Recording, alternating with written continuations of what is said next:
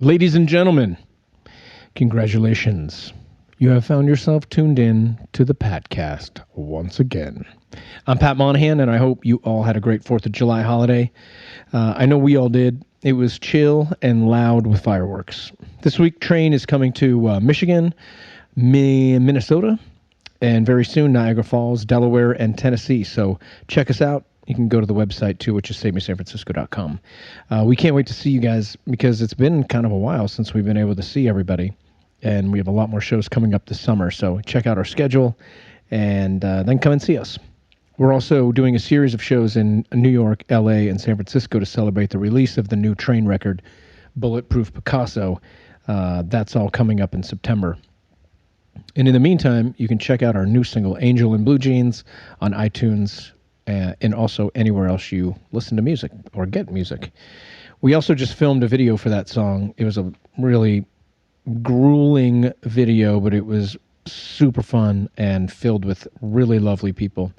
And we also have a couple of really special guests in the video, and I'm not allowed to announce just yet who those people are.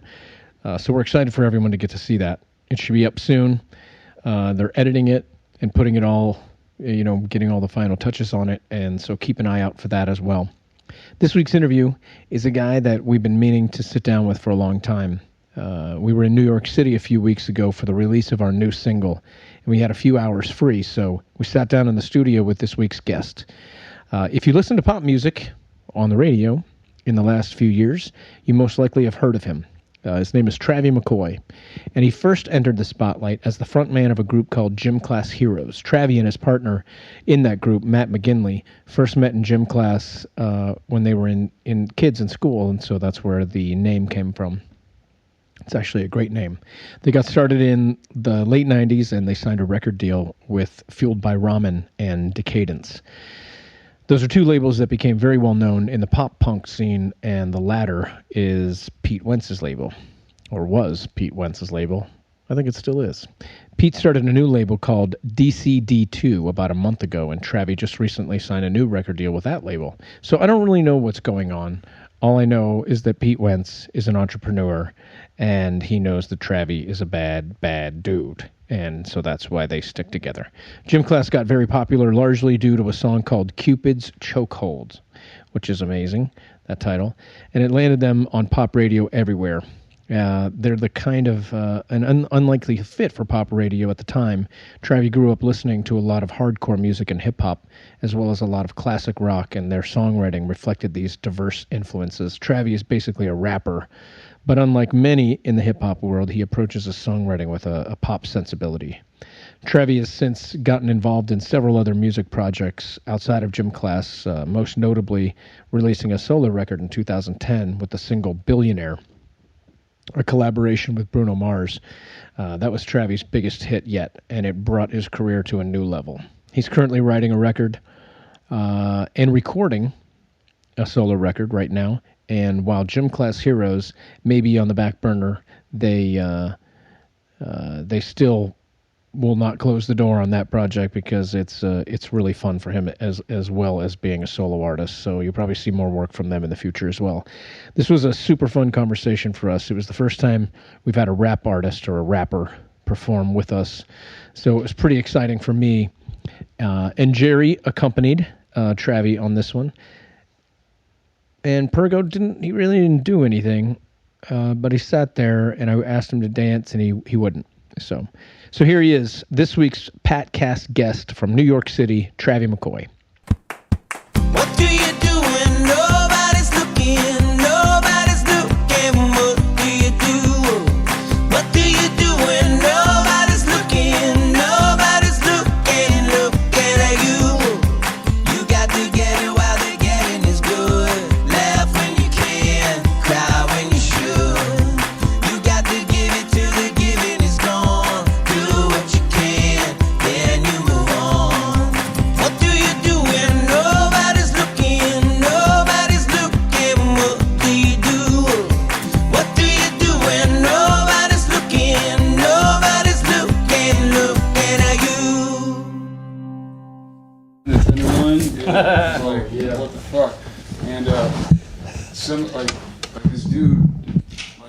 went on the side of a tour bus, squatted and took a shit. And I was like, really? I'm like, midday, like it's nuts, man. I'm like, oh, so this is how they get down. And I'm like, all right, cool. So what we did was, me and my security guard went out and we shoved a dollar bill under the shit.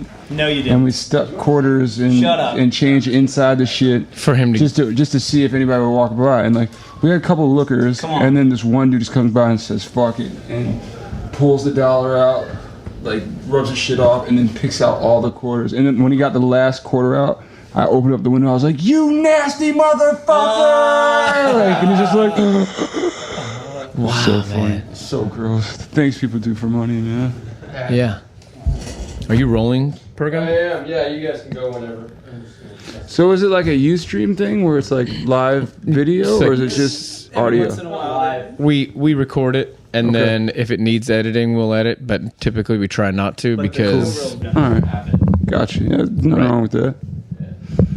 I try to document as much as possible for my unborn children. Yeah. We'll get it.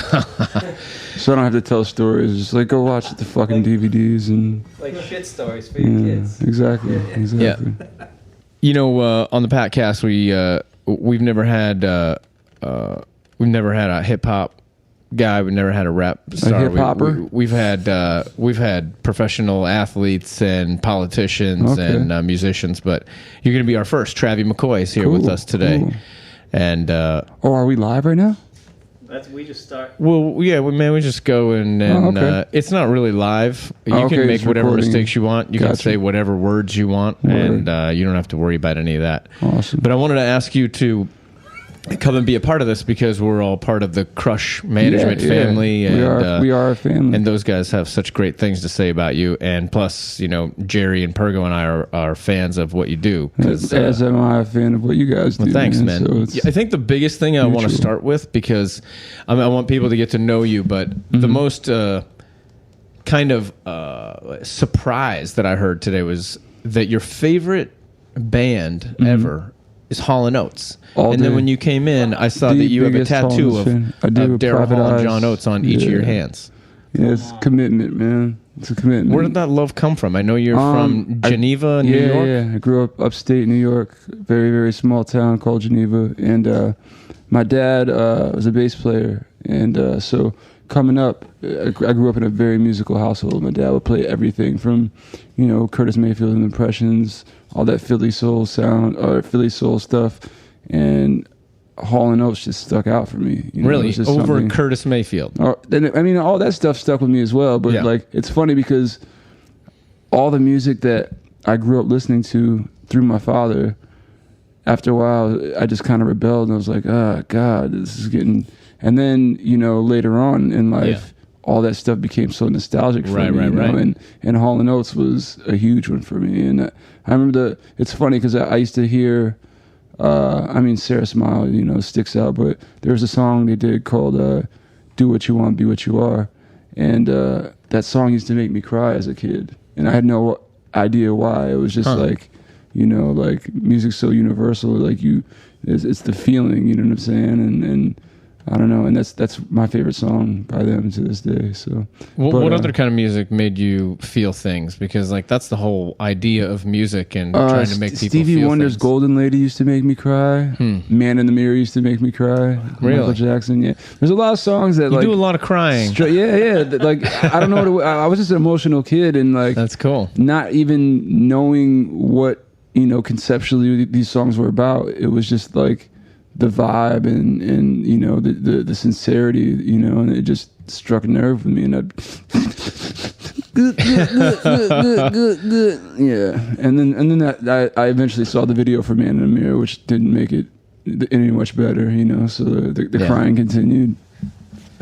And so when I think about the music that you were listening to, the first time I heard about you wasn't through Crush Management. It was through my daughter, who's 16 wow. now. But at the time, she was listening to what I think was everybody's first real big look at you. It's probably Cupid's Chokehold. Right. Yeah. When Gym Class Heroes, which is your band also, is along with Travie McCoy just as a solo artist. I want to talk to you about which one is preferable, but I'm sure they're both about equally good. But my daughter brought this music home, and I got to hear, your take on this old Supertramp jam song, yeah, which is another song that another group my dad introduced me to. Yeah, that's cool. And I used love to tell that. him, Dad, can you put the record on with the fat lady on the cover? Like, Yeah. You remember she? I know, it was Breakfast in America was the so creepy big. Shit, like. I used to fall asleep listening to that record when I was a such kid. a good album, man. But JD then told me a story about how you cut that song for like $300 or something, like Less nothing. than that. Yeah. Less than that. Less So than you cut that we track. we did it in a day, like. And you get signed to a label, right? Yeah. And they don't want to push that song at all. They just don't it was believe like in it. everybody thought it was a cool song. They thought that with the fact that we were this kind of weird hodgepodge, like hip hop live instrument, hip hop band, live instrumentation, me rapping, and we're sampling Supertramp. You know what I mean? And that was kind of one of the first songs that I actually started fooling around with melodies and like my kind of singy rappy voice and right. For me, after recording it, I was like, there's something really special about the song. It was the first time I actually even played around with like format, you know what I mean? Like before I had no idea how to count bars. I would just rap until I felt like I had finished what I had to say. What you needed to say. Yeah. But with this song, it was very meticulously plotted out. It was like, all right, this is the verse, the pre-chorus, the B, the B part, like, and after we finished recording, I was like, wow, this is kind of cool. It's a little cheesy, it's a song about my girlfriend and how much I love her, but at the same time, like, I think it might connect with some people, and so. The management and the label were like, yeah, it's a cool song. And there was a radio station in Milwaukee that by chance got the record and started playing it. And then it just caught fire from there. And it was the #1 record in the world. Yeah, like, it was intense. That's intense, man. It was bugged out. So you went from like having this little record that you re-recorded, right? You ended up re-recording it. Yeah. That ended up being the biggest song in the world. So you basically went from no one really knowing Gym Class Heroes to no one didn't know Gym Class Heroes. What was that feeling like? Because that sounds quick. big, fast. Well, it wasn't as quick as it seemed, because we hopped in the van and dredged it out for a few years, on our own, all over the world, though, yeah, right? yeah. But before that, booking, before that. booking our own tours, and just that's when we signed to Fuel by Ramen. Like, I was just like, I don't care about an advance. I don't care about money. Just get us a van and book us a tour, And we had booked our own tour, our own few tours before we got signed. And so I just wanted to kind of build a grassroots following, before anything popped off, on a mainstream level. So that always pays in the long run, because when radio runs out, exactly, when they stop, MTV stops playing your video and radio stops playing your songs, you still have those core fans that were there before all that. That's cool. You end up losing some. When MTV starts playing your video, of course, and the radio starts playing your song, but at the same time, sold out. You get that all the time, and but at the same time, you still got those soldiers that troop through with you all the way. So there's a Patton Oswalt. He's a comedian. He has a new record, a new stand-up record out, and he talks about hating music because that would sell out when he was younger. And I think now, everybody's been through that stage. And, right. But like then he said, as a grown man, he realizes that it's just because nobody wanted to buy his shit. That's real. And he would happily have sold out now that he that he knows. Yeah, but, I think everybody goes through that phase where you're like, you latch on to something that's really cool that not a lot of people know about. Right. And you introduce it to your friends. Yep. Then all of a sudden they're on MTV and you're like, fuck, I need to find a band nobody else knows about. But see, in your world, that I'm intrigued by your world because like hip hop and the rap community is very, I want to say like fickle, judgmental about how they feel about each other. Shit. Of course, right? Of course. And in pop and rock, people just quietly hate on shit. But in your world, they openly will hate on some shit. They'll write entire albums about how much they will write entire albums. And it's and so it all were you goes back scared to when that song was so big? Were you like, man, I went from being like you were kind of an underground hip hop guy, and things were going well. Your fans dug it, and then all of a sudden now you're a pop star. Yeah, and that just kills credibility in one swoop. It murders credibility. But I mean, this happened to me. I watched it like I was like a college band guy with Meet Virginia, and then Drops of Jupiter. As much as it won things over for us, it killed the cred. Oh, of course, and it, like for me. Around the time that, things started to pick up, I always say there's no instruction manual to how, for this lifestyle and how things go. And things were moving so fast that I kind of got caught up in the whirlwind. And I didn't really have time to worry about people, kind of, the perception. Yeah, the perception and disregarding us because we weren't underground anymore, and that didn't hit me until later on. And I definitely went through my little bout of depression about when it hit you though. Did it hurt you? Oh, of course. I definitely I had many talks with JD about I bet. Like, dude, like, what are we doing? You know what I mean? Like, what was his advice to you about like, hey man, I'm on pop radio and look at all these huge opportunities and I'm heading in this direction, but I'm not sure if that's the right direction. Like, what was his... JD, he's always been, I always call him my Yoda, you know what I mean? I can always go to him and he has all these little JD-isms, you know what I mean? Right. And I remember like one chunk of advice he gave me, it was like, Trav, like all the dudes that are kind of in, the place you were when you first came, when Gym Class first kind of, signed with us, and all those dudes want to be where you're at. That's so bad, exactly right. But they won't admit it. You know what I mean? And they'd rather, kind of build this glass ceiling over their career and be happy with their, 500 or 250, 500 fan base, but in the back of their head, they're like, damn, that dude Travis sucks because he's, or Gym Class Hero sucks because they kind of, came from our world but took it, a bit further. And now we can't because we don't want to lose, this little golden thing we have, and which is credibility. You know what I'm saying? At the end of the day, credibility is like in my world, it comes with the fresh new thing is cred, right? Mm-hmm. So like Mumford & Sons or whatever the category is of the moment.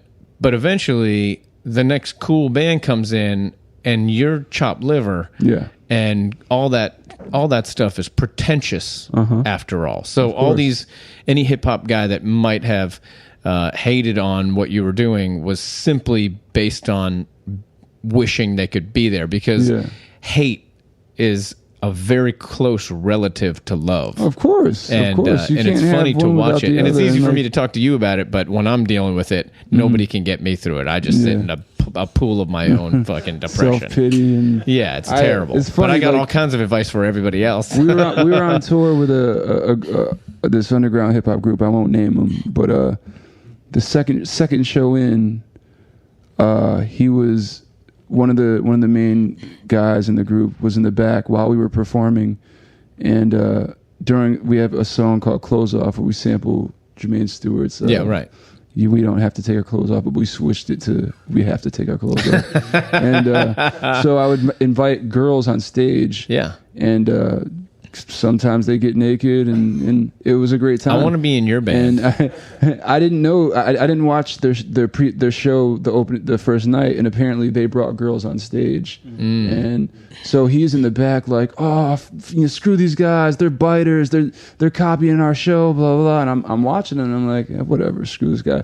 And then he starts like just like throwing out all these insults, and I'm like, damn, I have to spend the next 3 or 4 weeks with this guy. So at the end of the show, I was like, I went up to him and like, I'm a pretty big guy, you know. So he was kind of like, what's going on here? I'm like, dude, what was that? Like you spent a half an hour, like kind of like berating us, like in front of, you know, a bunch of kids that came here to see us that have no idea who you are. You know what I'm saying? And I mean, like, so what was that all about? He's like, no, you know, it was just an exclamation point. I'm like, speak English. What does that mean even? Like, you know what I mean? He's like, no, you know, because we bring the girls out during our show. I'm like, don't think you're fucking, you know, don't think you created bringing girls on stage. You know what I'm saying? Like, you're not the first dude to bring chicks on stage. Yeah. And you know, I'm not, I don't feel original by doing it, but at the same time, like, it's just part of what we've always done. And to be honest with you, I was like, to be honest with you, I haven't even seen your show yet. You know what I'm saying? So for you to think that I got that idea from you is silly, and like for you to think that you came up with that idea is even more silly. You know what I mean? And How'd that end? it almost, like, as the tour progressed, it almost ended with me kicking his ass because he just got more and more kind of resentful as the more and more he kind of saw more kids coming out to check us out, because they were the headliners, right? And the more he saw kids coming to see us, the more infuriated he would get, and the more his onstage banter would be kind of aimed at us. Oh wow, really? But slightly kind of, you know what I mean? Like, vague enough that he could get away with it. Exactly. And one night I was just like, I was drunk and I was so fed up. I was like, dude, like, let's just go outside and deal with this. You know what I'm saying? Like, I mean, let's finish this thing. Exactly. Like, I don't take any, you know, like, I don't take any vague jabs at you during my set, you know what I mean, until towards the end of the set where there's a song by one of my favorite rappers, LP, and he has a song called We're Famous, and it's kind of you know, pokes fun at the whole, you know, once people kind of, you know, get on and they get this whole Hollywood mentality where they're super cooler than you, and in the beginning of it, there's this little intro where it's like, check, this is for all you super scientific underground geniuses turned thug who think hip hop is dead but can't get your style out of fucking 93. And it was like, and so we took that and we sampled it and we played it before that we have the song called Kid Nothing versus the Echo Factor, which kind of pokes fun at the state of hip hop at the time, where it was just all, you know, jewelry and girls and cars in the videos, and in a nice way though. Like, the songs, it pokes fun at it in a nice way. But we put that intro in before we played that song, and I remember the first night we did it, he was just in the back like, you should have dedicated it to him. The thing is, I did, but I did without saying it. You know what I'm saying? Yeah. I mean, like, the fact that he took offense to it, made me feel like I was it was validated. Who are your favorite rappers? It varies. Like, when I was a kid, I was really into Cool G rap.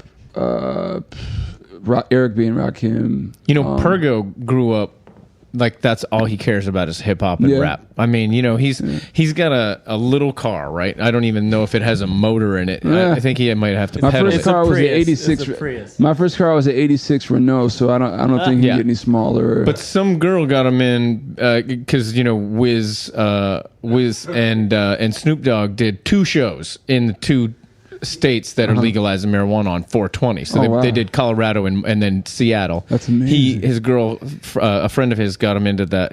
So he took the sticker that he had and he just put it on his car, inside the car. Like, so you are so speaking his language right now, man. Everything you're saying, he's like, yes, I know that shit. I love that shit. So, but what Pergo mentioned earlier today was that you, besides the hip hop, and you can explain what your favorite rap artists are, but that you also have your own drink that's Merlot and Sprite. Yeah, What's that shit called? It's called the Travalanche. It's called the Travalanche. I would like to try the Travalanche. There's actually a cafe in LA, and I forgot the name of it, but they actually put it on the menu. Oh, that's amazing. I asked for it, and I had the waitress try it, and she was like, I'm gonna go talk to the manager right now. I'll be right back. And the next time I came, the Travalanche was on the Travalanche. Yeah. That's so cool. So it's basically 3/4 Merlot and then 1/4 Sprite. You know, just enough. And I mean, in the UK they call it a spritzer, but like, I mean, Travalanche is way better. Travalanche is way better. Man, but I have a new drink. Oh yeah. I call it the Benny Haley, and it's The Benny what? The Benny Haley. Okay. Benny Haley, and it's basically the same breakdown. It's 3/4 Hennessy and 1/4 Bailey's Irish Cream. Oh boy. Yeah. And so Oh boy. 2 or 3 of those, and I'm talking to the fattest girl in the room, like she's fucking Brooke Shields in Blue Lagoon. You know what I'm saying? Like, Yes, I like her. So, why is it that guys like you can name drinks and you guys are so much cooler than everybody else? Like, have you know what the drink lean is? Yeah, you know, and the thing is, I had my little merry-go-round with promethazine and codeine. It's basically very, very highly addictive and highly potent cough medicine. But you add it to like, what do you drink it people with? add it to Sprite. I got to a point where I was just drinking it out of the bottle. You know what I mean? Yeah. Like, it's really thick but actually has a really fruity, candied-like taste. You know what I mean? Yeah. But it's not a very motivating kind of drug. You know what I mean? Like, it's called lean. You know what I mean? So Yeah. Which means you just lean up against shit to just keep awake. The first time, I think the first time I realized that I needed to fall back on that shit was when we were on tour with Lil Wayne, and this dude had cases of this shit. And Oh boy, how do you get cases? Lil Wayne can get cases of anything. I'm sure. Really? He can get a finger. Wow. Yeah, so he would give me vitamin water bottles, the Formula 50 bottles, because the colors are the same. Yeah. You know what I mean? So he give me bottles of vitamin water full of the shit. And Wow. One night I went a little too far, and I was actually mixing the promethazine and codeine with Sprite and vodka. Oh, which shit. is, you know, you How don't, bad you don't, did that you don't get? mix opiates and alcohol. You know what I mean? Yeah, like, man. at all. And it got to the point where I did a lot of foul shit that I'm very, very, very embarrassed about. You mean your behavior or just the drugs? Behavior wise. You seem so like kind of mellow and together. Yeah, I think it's because I had a glass of lean before I came here today. Yeah, but I mean, yeah, No, you do. You seem like. Did you get out of it? I mean, Of course. you're out of all that shit? and I feel like that's kind of why I'm a lot more calm and cool and collected than I was back in the day. You know, Right. I went through my my rager stage, you know, and Right. I guess the shit gets played out so quick, you know, the chicks, the drugs, the alcohol, and for some people, you know, they kind of never get out of it. And How old were you when you had your first big hit? I was Cupid popped off when I was 23. Damn, dude. When I was 23, I got married and I had a baby. And there was nobody interested in anything I had to do musically for another 5 years. Yeah. Like, I wish I could have had my lean days. I want the lean days. I'm going to get them right now. Not too late. It's never too late. It's never too late. But, you know, there's a lot of other things I want to talk to you about, like a million things. So I want to quickly get to them. But, you know, JD mentioned that you have a really clear feeling about the difference between the East Coast and the West Coast.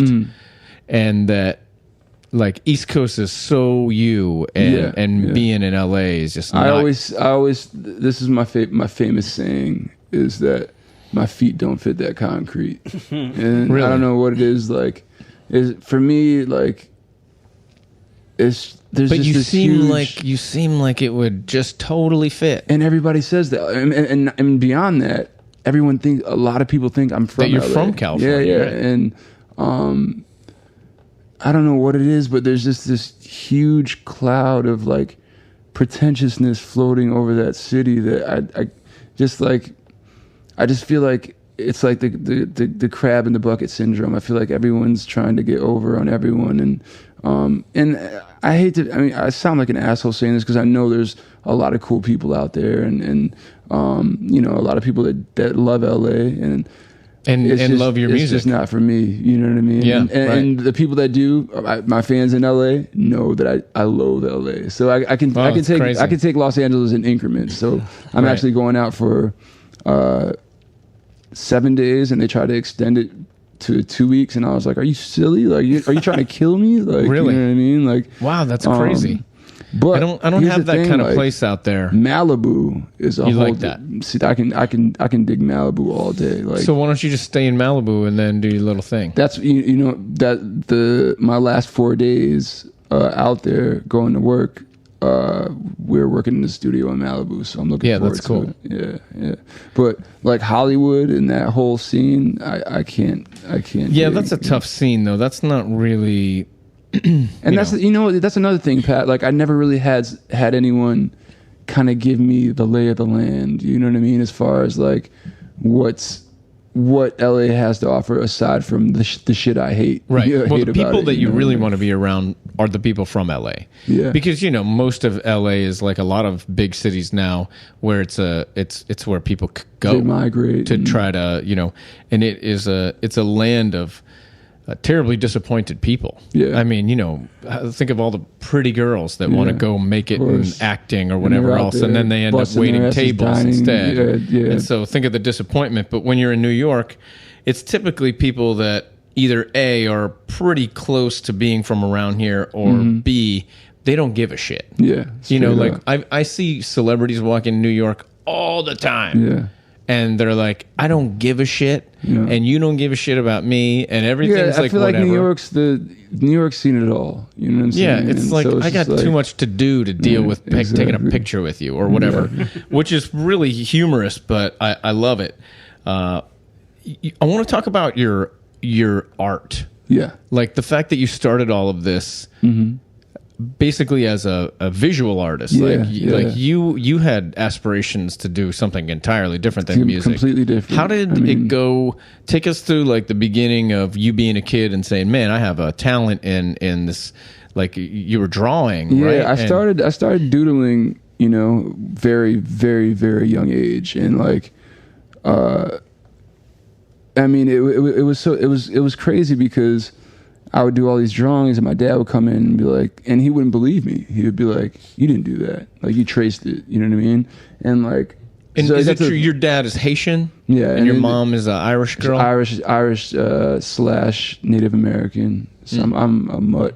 That's a good mutt, though. Yeah.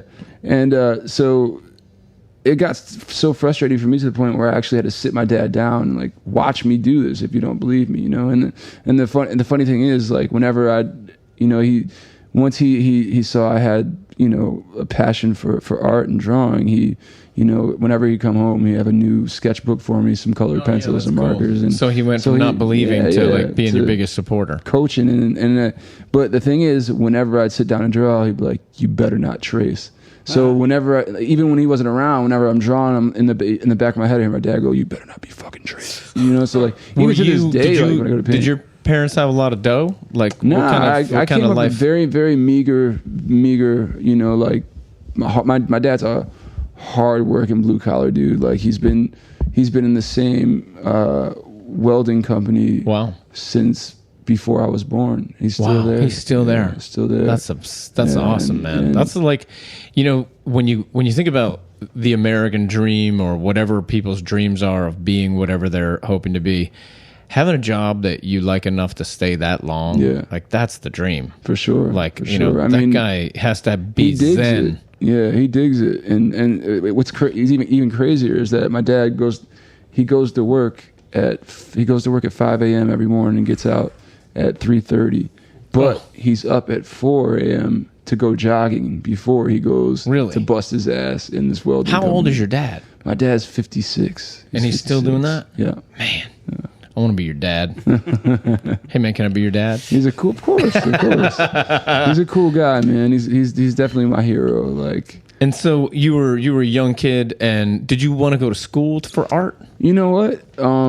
I went through a bunch of phases where, like I said, my dad's my hero, and at one point I wanted to be an underwater welder, which sounds like Wow, I don't even know what that is. Yeah, but there's actually I don't know how they do it. I forget. I looked into it when I was a kid, but they actually, they have welders that go underwater and have to weld like bridges and stuff like that. Yeah, all kinds of shit. And I was just so intrigued. I've always, and that's another thing. I've always been.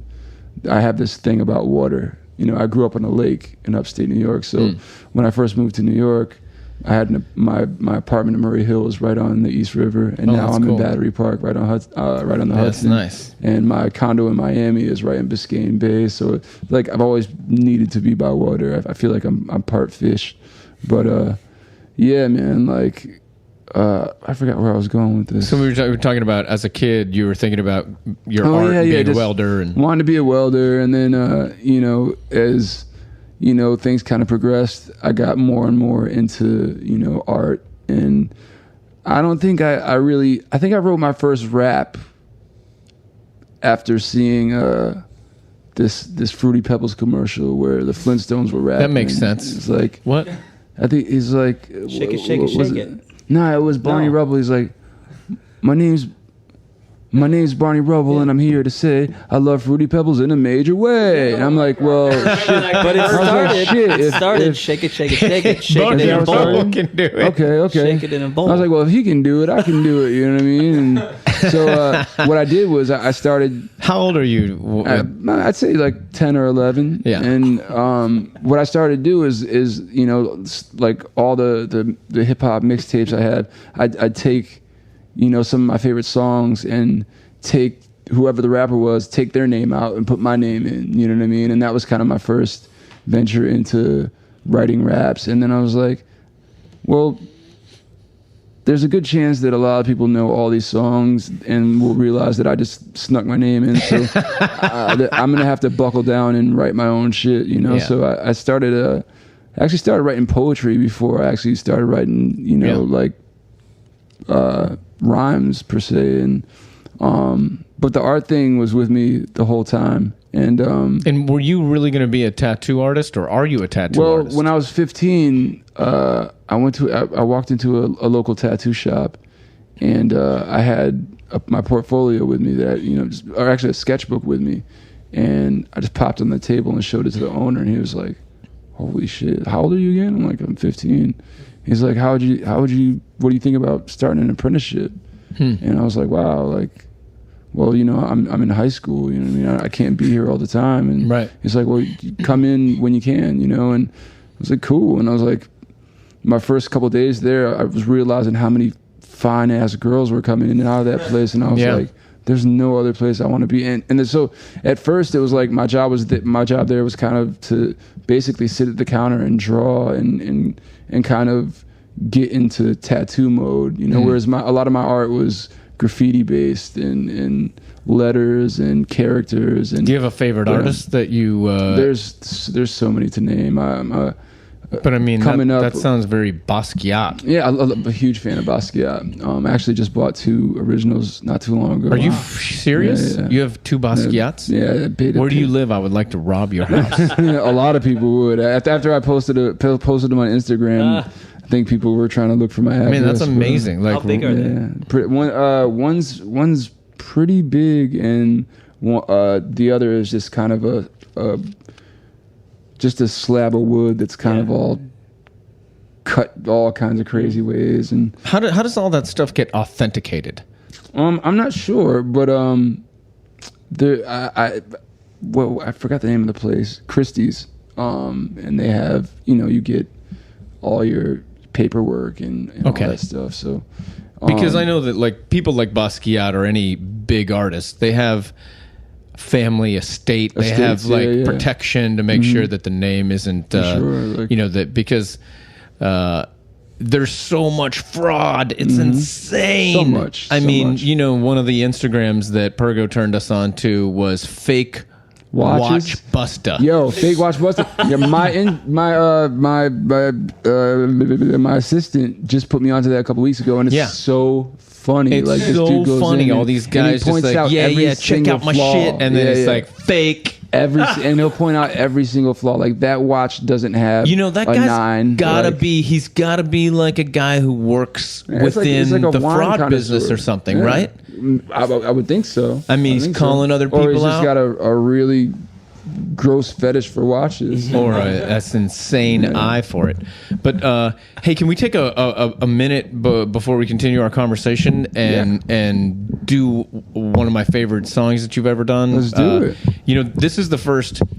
Actually, it's not the first. It's the second time I think anybody really got a good look at Bruno Mars. Yeah, I mean, And, he was kind of like just a lab rat, Yeah. or a studio rat before, and I was working with him and Phil, who's his production partner. Yeah, he's cool. But when he would cut like scratch vocals for some of the hooks, I was just like, Yeah, this kid's holy like real and not only that, serious. he's like a human jukebox. You throw any song out there and he'll just bang it out and sing the shit out of it. You know what I mean? Singing And I was crazy like, good. This dude's gonna be a star. you know? And now he's the biggest Yeah. thing around. He's huge. But this song Billionaire, Bob told me that you felt funny about this I song. hated it in the beginning because You were just like, I don't give a fuck about $1 billion, right? Yeah, I'm like, and the way it was kind of, the way they kind of shot it to me was like, all right, cool. Here's a song about being a billionaire, and I'm like,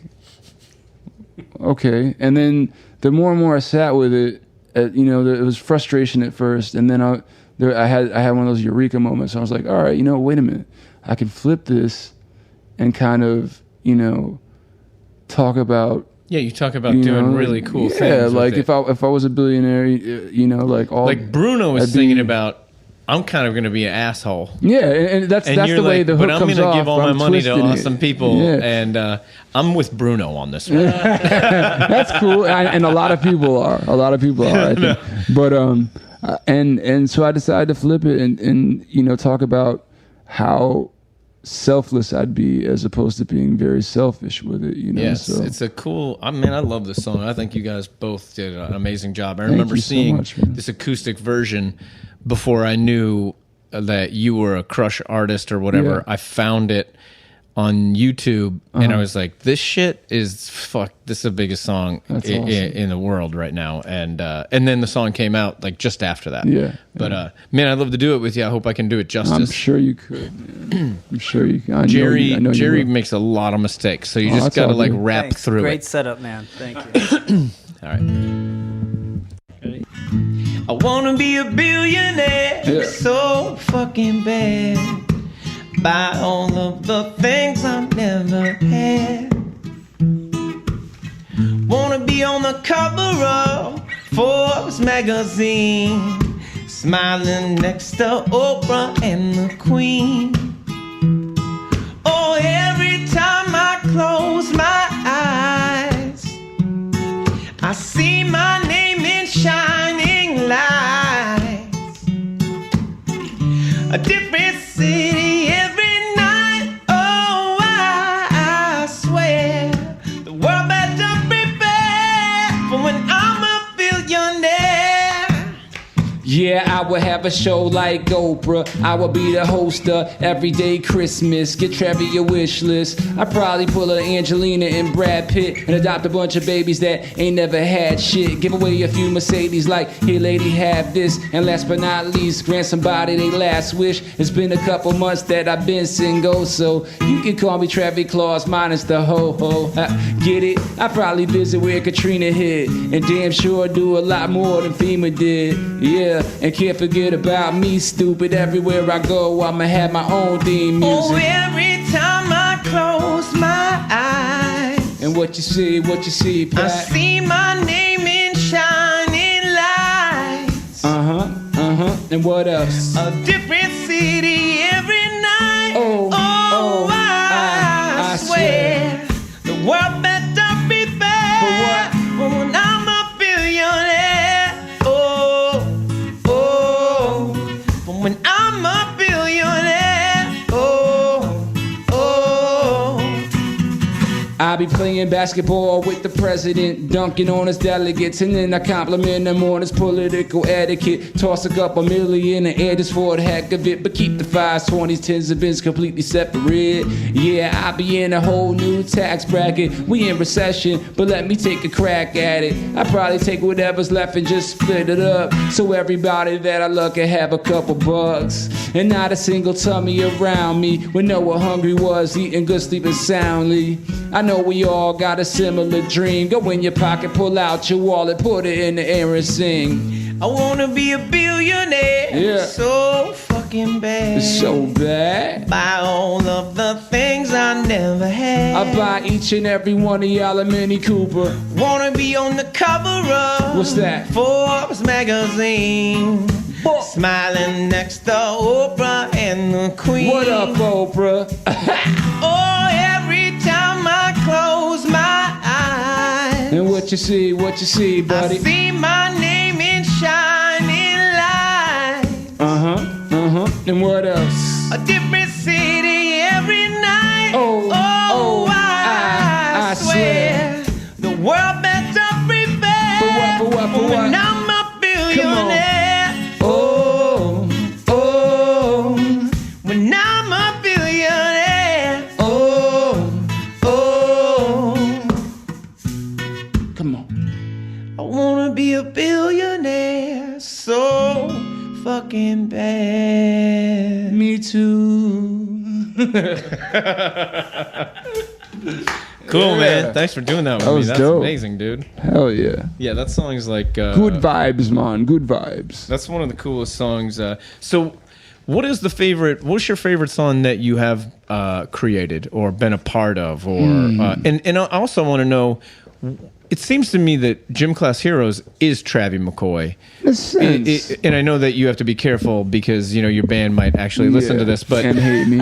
but on some level, They already do. Yeah, you they hate my sometimes it is people. You got to face the facts about things if you want Yeah. them to continue. And so, like, do you have a preference? Like, do you go back and forth like Rob Thomas does him, and then he does Matchbox 20? Yeah, and well- he keeps going back and forth. But I don't know which one. It was a learning curve for me to first going out and doing this whole solo thing, but at the same time I just looked at it as another side project, and I'm the side project master. I have so many side projects I've lost track, and so like I just looked at it as another side project. But touring with Gym Class and for so many years, and then being on stage and looking around and not seeing those guys, it was kind of being naked in front of class, you know what I'm saying, and for a few shows, and then I kind of got into my groove, and the thing is I had a really nasty band with me, like super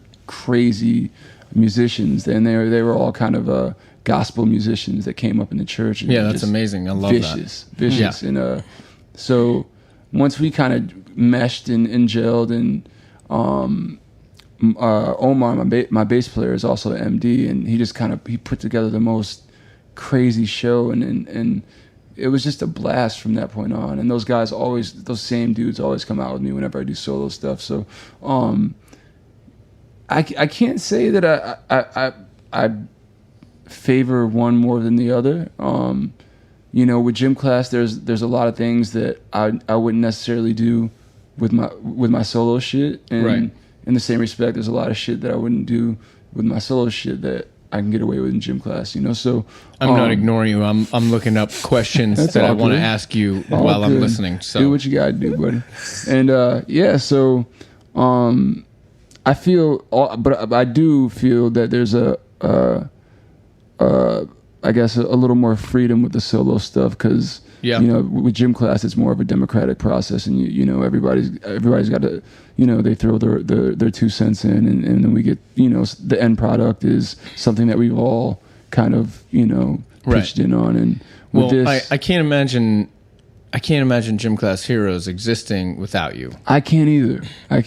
So I And- mean, it would be in everybody's best interest to allow you to do whatever you need to be psyched. Yeah, like and- that's the way I would perceive it as a bandmate of yours. For sure, and I think that's the way the guys look at it. You know what Yeah. I mean? And I in think the that's same healthy. respect, the guys, you know, when I'm doing my solo thing, or even not, you know, they have a bunch of other stuff that they do on the side as well, you know, and I would never be, you know, resentful for them doing things outside of gym class. No, you know? I talked to Bob, like, you know, Bob and Jonathan are both of our managers, but they, you know, whenever I have questions, or even if I see you on TV or something, I'll be like, hey, is Travie like, or whatever, and when I talk about like band stuff, like things that maybe I would struggle with or questions that I would have, I'm like, you know, like what would Travie do? He'd be like, man, Travie would just give it all away. And I'm like, I'm the opposite of that. But you or not the opposite, but you just seem to like, to everybody around you, you're like the most lovely, unselfish guy they know.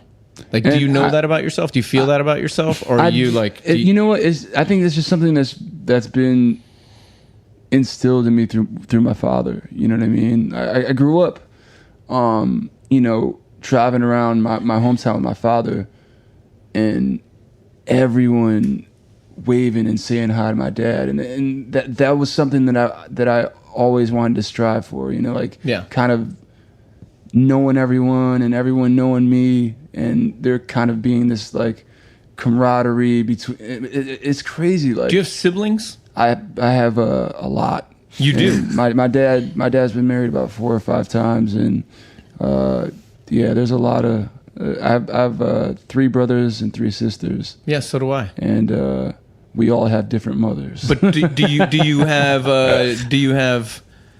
a relationship with them? I do. Yeah, that's cool. I love that. There was a while. My oldest brother Jason, when my dad started seeing my mom, his mother flipped out and basically kidnapped him and moved to Texas. So wow, I've heard of other parents doing that. In fact, a guy that does all my engineering in Washington State, his family did a similar thing. Like they did a midnight move when Dad was away. And what was sad was that, I mean, he was like, aside from my dad, he was just like, you know, he was my older brother, you know, and. We used to, you know, bash each other with our He-Man toys, and then all of a sudden he was gone. And honest, I didn't see him again until my senior year in high school. Oh man, that's so sad. So from the age of like 4 or 5 until I graduated, and we did the 1-800-US search or something. My dad ended up finding my brother, and it was this huge emotional thing. You know, he flew up to Geneva, up to upstate, and. Yeah, he was there. Actually, it was I didn't graduate on time. I had to go to summer school to get my diploma. So it was kind of a sad day, and he was there, and he bought me a bottle of Black Velvet, and we sat on the porch swigging back and forth and crying and kind of catching up. You know what I mean? I'll never forget that. Yeah. That's a great story to have. Do you live by any of the people in your family now? We're all spread out. The core of my family is still upstate, but my brothers and sisters, my oldest brother, who I was just talking about, he's in San Antonio. My sister, I believe, are they in like Baltimore. proud of you though? They must be so jacked for you, right? They're and really then you see them when you're touring the country, right? Yeah, they come out, and that's the best part about being a musician, in my opinion. Is like as much as you don't live by the people you love, you get to see them probably more than other people get to see their loved ones, because you get to hit the city every once in a while. And maybe it's like you get dinner or lunch before a show, and then you got to bail, like, but it's something. It's something. So, you know, I know you have a busy life, and we have to go to the airport, but I just want to finish with these last few questions. Yeah, for sure. And, you know, you're such an intensely interesting fella. I'd love to reconvene at some point. Maybe, you know, you have a record coming out pretty soon, right? I know you're writing. I'm wrapping it up right now. That's awesome. Yeah. Okay, well, that wasn't one of my questions, but all good. Do you have a best tour find? Do you have something that you found by traveling the world? I do. What is it? There's a place in Japan called Kittyland. What is it? Kittyland? Kittyland, yeah. Man, that sounds super sexy and weird, and I'm into it. I'm a huge toy. I collect toys, like old 80s vintage toys. To, you know, kiddos. This was the same answer that Rick Springfield gave. Really? Yeah, same. Wow. He said the same thing. What kind of naughty. toys? Remember Mask? Of course. So I have the best the best soundtrack, collection. the song to Mask. I can't remember it. No, off top, look it but- up. It'll change your life. I have the entire collection of Mask. Battle Beasts. I have all the Battle Beasts. Remember they have the hologram chest. And, all the Can I ask elements. you a question while you're describing all of these things? Do you have a girlfriend or a live-in woman? No. Because these sound like things that a single man Here's the has. thing. Because once a girl comes into your life and they're It's like, a "What bach- is this yeah, shit?" my crib. We're getting, all my cribs are very bachelor-esque. you like Spider-Man vests and stuff. The last girl I was seeing, she was a little creeped out by the fig. I collect Ashley Wood 3A figures too, and they're kind of like Barbie doll size, but very, very intricately made. Like you can all their fingers, all the joints in the fingers. They all and move? but wow. like it's crazy. Jerry's getting all excited. I've never seen him this And then excited. but they also have kind of like remember Robotech? Yeah. Where they take it so he also has the Robotech type robots and Right. the mech type stuff. I mean, I'm just a big like I didn't have much growing up, and the stuff that I did have I appreciated, but once I got a little money, it was like, all right, I'm going balls deep on everything I couldn't afford when I was a kid. Balls You know what I deep mean? is a term that I like to use a lot as well. That's kind of our chant before What's the every store show. like in Japan? So anyways, back to Kittyland. It's literally 5 or 6 floors of nothing but all of toys. that. What part of Tokyo is it? It's a Shibuya. Shibuya. Yeah. Okay. Blade Man. Runner. Like these guys are so antsy. They're You gotta go to Kittyland. they We gotta go to Kittyland. You super Last into time what I you're was saying. there, I was there with Saji, who's my rep, Warner rep in Japan. And remember Rock'em Sock'em Robots? Yes. So they have the updated version where you have these two wireless controllers in your hands, and you have these robots, and you basically just punch, and the robots. But the thing is, they mimic what you do, so you can uppercut, you can jab, and these things do exactly what you do, and you just wow. hold these two little things. So It's like me and real him are just steel. basically, but a miniature version. Nice. Yeah, a little compact version of real Man, steel. all right, we'll go to Kittyland. That's what's next. Podcast on the- Japan, we gotta get Bob Kittyland. to run us Yeah.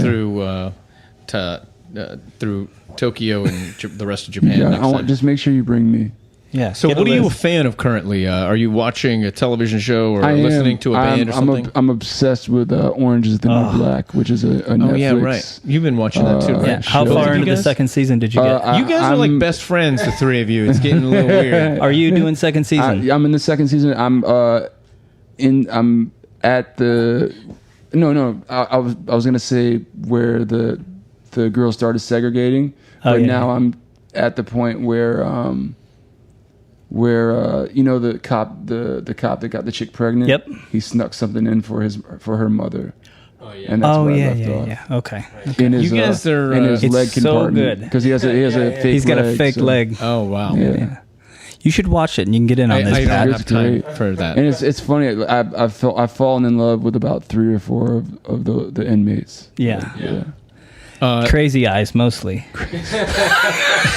You gotta see a picture of She's it. fucking hilarious. She's great. man. So But I is- think is- Piper's hot. A couple of the Spanish. Do you chicks. have a dream girl that you like if you watch television? Is there somebody that you'd love to like meet and potentially I could probably hook it up? meat or Whatever you want. smash? So you want to smash them? You could smash them. Lately, I've been really, really, really fond of. We were just talking. What the hell is her name? We were just talking about her. Is she in a show? Marina from Marina and the Diamonds.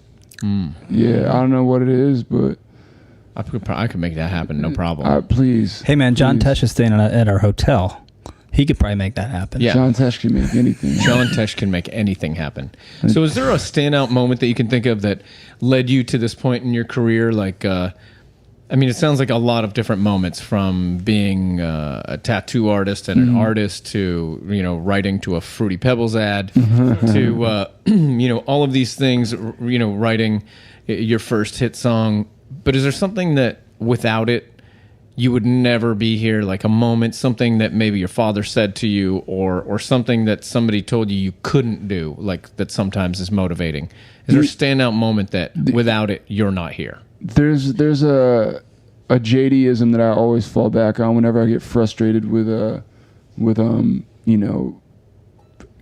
kind of getting towards the end of wrapping a record. And I remember JD said to me once, he's like, Trav, like, a record's... well, first he said, you have your entire life to write your first album.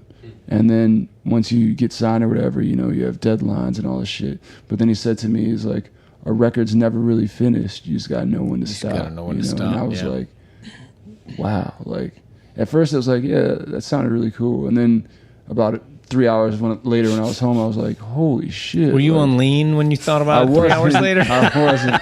I was out, but I was mentally leaned out that day. Yeah. Right, yeah. JD will plant some stuff in you that'll make you go like, dude, man. it's He's nonstop. He's like It's the most nonstop. lovely human being that I think any of us have ever met. I'm so grateful to have that dude in my life. Yeah, me too, man. I think we all are. He saved me from diving off the deep end plenty of times. It's funny. Plenty of times. A guy like that just saves us from ourselves. Indeed. So what's next for you? Are you making a Travie record? Or are you making a gym class record? I'm wrapping up the Travie record right now. I'm looking to do about 4 or 5 more songs. Yeah. And then I'm calling it quits. No, I'm not calling it quits, but yeah, you gotta be the done. record. Yeah. Gotta stop. Well, I've been cataloging for the past year and a half. So how about the last thing I'd like to know is, so that people listening to this podcast, how can they get in touch with you? Oh, it's very, do you have a mailing simple. address? I'm kidding. Yeah. Do you Cell have phone. what are your Twitter? What is all your? I have an Instagram, and What's that, the Travie Instagram McCoy? is just at Travie Lazarus. At Travie what? Travie Lazarus. Okay, cool. Which is my middle name. How do you spell it? It's at symbol TRAVIE LAZARUS. Wow, that's such a cool middle name, man. Yeah, it's Travis Lazarus. It's kind of weird. Like, it's got a little zing to And it. Travie is your real? Travie's my nickname. The only time I ever really get called Travis is when my mom's pissed at me. She calls you Travis? No, Travis Lazarus McCoy. Like She calls name. you the whole deal. The whole shit. Yeah. The whole shit. But yeah, I've been called Travie since it went from Scooter, which was my first nickname, to Travie, and Travie stuck. And Right. It's a cool name. And so that's your Instagram. Same thing at Twitter and actually, Facebook? Twitter is just at Travie McCoy, which is Okay, cool. super simple. And then Facebook stuff?